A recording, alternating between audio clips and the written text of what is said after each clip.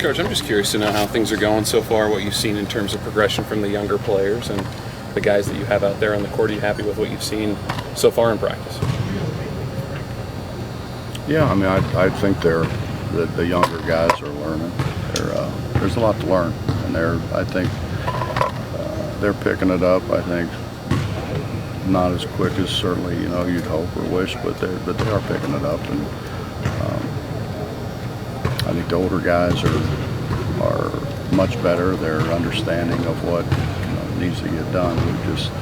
We just got to clean up a bunch of things. Do you think that you're a bit ahead of the game now with the trip and the extra summer practices? And at what point do you think you're at now looking forward? Yeah, I think we are ahead a little bit, but we've got so far to go.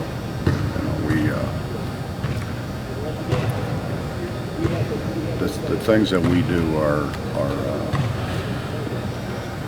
they're basketball, so you have to learn how to play basketball before you can be proficient at the way we like to play. It's because it's not sets and it's not run here and then run over here and then go back over here.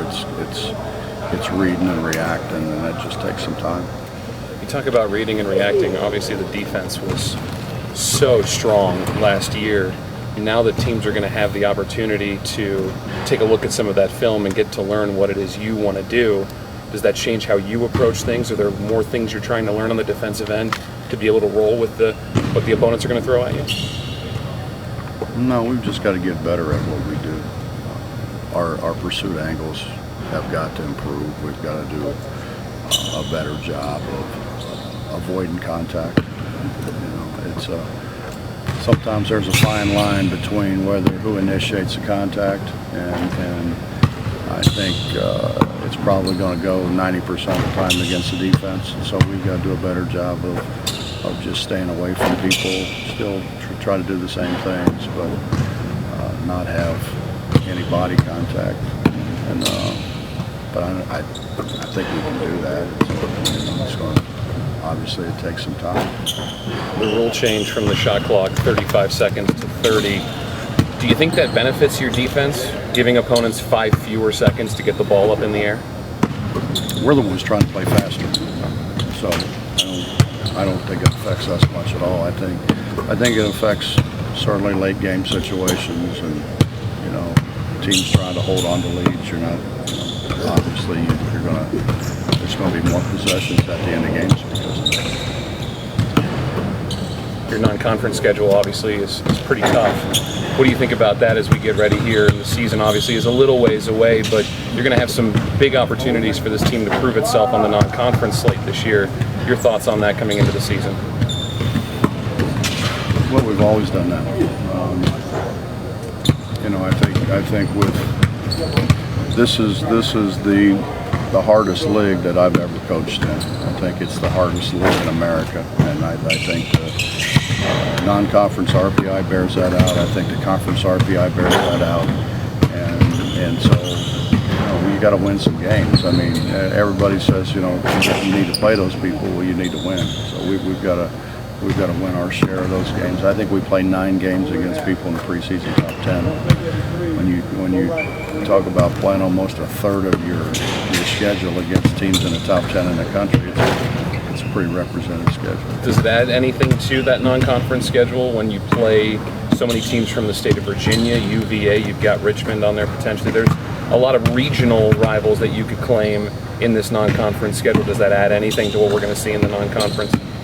I don't think so. We're playing Richmond in Las Vegas. I doubt that there'll be many people from worried about the rivalry when we're playing in Las Vegas. The Virginia situation is an opportunity to play in Madison Square Garden and get back in the New York area. So we like that. I know our fans like that. And then from there it goes to a home series. So and they're really good. Tony's a great coach, and got great respect for him and what he does with his club. So, and then Buzz will get it going at Virginia Tech. I don't think anybody doubts that. So, it's obviously I'd rather play him here. But outcome is what it is. You mentioned that this is the toughest league. Is it because of the double round robin? Is it the coaches you're facing, the players? What do you mean by that? It's because there's no bad teams. You know, when 9 of your 10 teams at one point in time were ranked in the top 25 in the country, and what I think it ended up being 6 or 7 at the end, still ranked in the top 25 in the country. When you've got, we got 5 teams ranked, I think, in the top 25 in preseason, and 3 teams in the top 10 in the country. How can it not be the best league in the country? And it doesn't have a bottom. You know, the Big East was a great league. You know, and 10 teams who could play with anybody in the country, and probably 6 that couldn't. You know, so you start, if you're one of those guys that looks at the schedule and says, well, we ought to win this one and this one and this one. There were 6 of them that said probably should win. I can't find them. You know, in this league, you look down, everybody's got good players and everybody's got great coaches. 60% of our league has coached in the Final Four, things like that. It's never happened before in the history of college basketball. So I think there's good reason why a lot of people say it's the best league in the country, and why it's the best league I've ever coached in. And I've been, you know, I think in some of the better leagues that there's ever been, and this is by far the best league I've ever been in. Throw in on-campus venues in that too, not pro arenas. You're going on people's gyms? Sure. I mean, in all honesty, there were places in the Big East that we had more fans than they did, you know, at their home game. And that certainly doesn't happen here. I think there's more student involvement. When there's more student involvement, there's certainly more enthusiasm. There's more noise. There's more. It's just there's a lot more energy in the building than there is when there's a small student turnout. You look at your team, it's one of the biggest questions you've got, who's going to have a ball in her hand at the end of games, because Wani was money when he had it in his hands. He's one of the best that I've ever had in late game situations, because you couldn't trap him, you couldn't take the ball from him, and, you know, by and large he made free throws.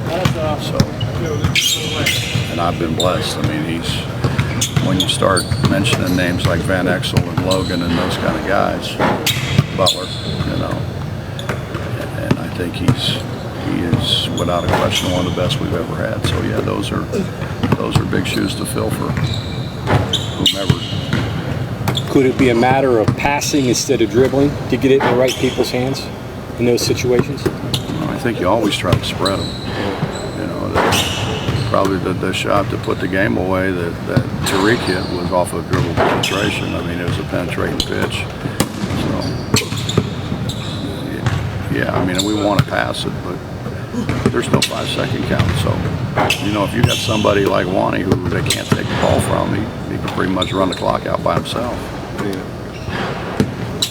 You have that guy.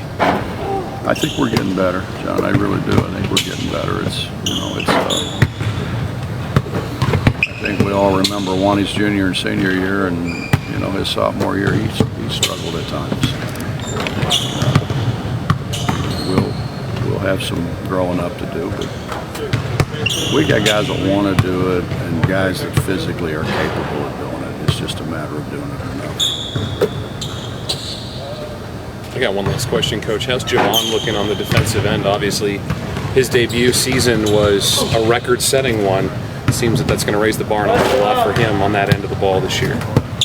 Well, his responsibilities are going to be different.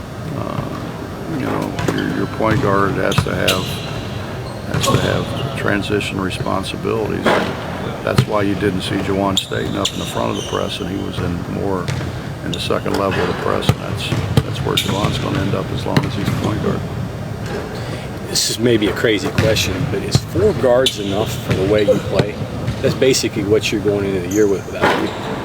And I guess they got to be interchangeable too, don't they? I think we have two guys that will be solid point guards in Javon and Tariq. And actually, we could put Dax out there. Dax's ball skills have gotten much better.